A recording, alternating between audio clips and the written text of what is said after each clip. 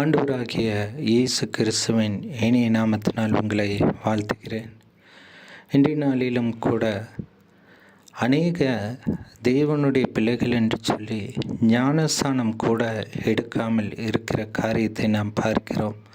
இதற்கு ஆதாரமாக யோவான் எழுதின சுவிசேஷம் 3ஆம் அதிகாரம் 5வது வசனத்தை நாம் பார்க்கின்ற பொழுது, இயேசு பிரதியுத்தரமாக, ஒருவன் ஜலத்தினாலும் ஆவியினாலும் பிறவாவிட்டால் தேவனுடைய ராஜ்யத்தில் பிரவேசிக்க மாட்டான் என்று மெய்யாகவே மெய்யாகவே உனக்கு சொல்லுகிறேன் என்பதாய் எழுதப்பட்டிருக்கிறது.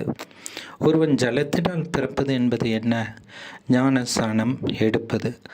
ஆவியினால் பிறப்பது என்று சொல்லப்பட்ட காரியம் பரிசுத்த ஆவியானவரின் நிறைவை பெற்றுக்கொள்வது.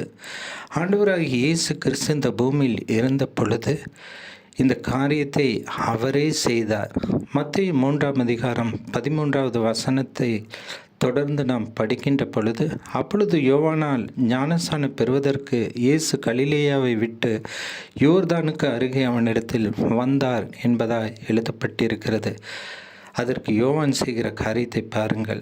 யோவான் அவருக்கு தடை செய்து, நான் உம்மாலே ஞானஸ்தானம் பெற வேண்டியதாக இருக்க நீர் என்னிடத்தில் வரலாமா என்றான் என்பதாய் எழுதப்பட்டிருக்கிறது. ஆம், யோவான் வந்திருப்பது கர்த்தர் என்று அறிந்து கொண்டார். என்றாலும் அவரிடம் ஞானஸ்தானம் பெற வருகின்ற பொழுது அதற்கு அவர் தடை செய்கிறார். என்றாலும் இயேசு அவனுக்கு பிரதியுத்தரமாக, இப்பொழுது இடம் கொடு, இப்படி எல்லா நீதியையும் நிறைவேற்றுவது நமக்கு ஏற்றதா இருக்கிறது என்றார். அப்பொழுது அவருக்கு இடம் கொடுத்தான் என்று எழுதப்பட்டிருக்கிறது. பாருங்கள், இயேசு கிறிஸ்துவே ஞானஸ்நானம் எடுக்க வருகிறார். அதற்கு யோவான் தடை செய்கிறார். என்றாலும் ஆண்டவர் சொல்லுகிறார், இந்த எல்லா நீதியையும் நான் நிறைவேற்ற வேண்டும் என்று சொல்லி ஆண்டவராக இயேசு கிறிஸ்து ஞானஸ்நானம் எடுக்கின்ற காரியங்களை குறித்து இப்படி சொல்லப்பட்டு இருக்கிறது. இயேசு ஞானஸ்நானம் பெற்று ஜலத்திலிருந்து கரையேறின உடனே இதோ வானம் அவருக்கு திறக்கப்பட்டது. தேவ ஆவி புறாவைப் போல இறங்கி தமிழ் வருகிறதை கண்டார் என்பதாக எழுதப்பட்டிருக்கிறது. நாம் ஏதோ இயேசுவுக்கு இந்த காரியம் நடக்கிறது என்பதாய் நாம் பார்க்கிறோம். மெய்யாகவே நமக்கும் அப்படித்தான்.